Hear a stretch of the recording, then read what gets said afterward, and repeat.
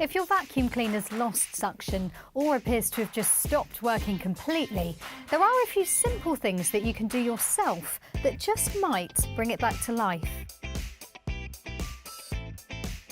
The first step is really simple.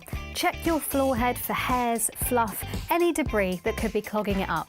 Cleaning a clogged up floor head can actually have an old vacuum working like new again.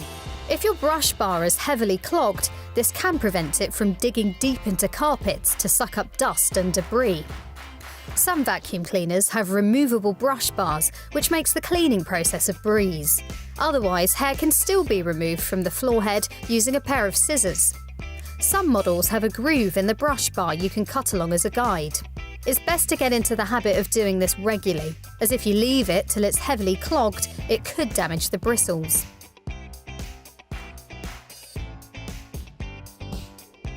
One of the most neglected vacuum maintenance jobs is cleaning the filters.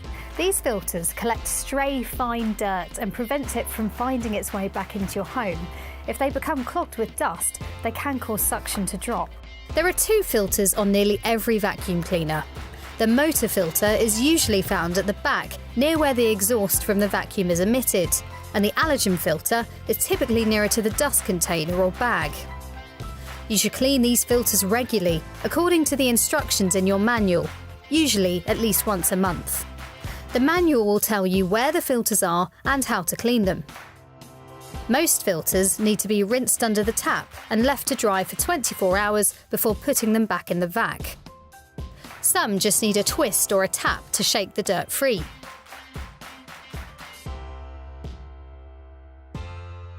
Check your dust container or bag. An overflowing dust container will impact suction.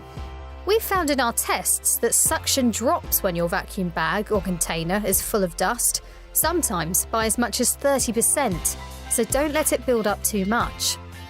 Most bagless vacs have a max fill level that's less than half the depth of the canister, so check you aren't routinely overstuffing it.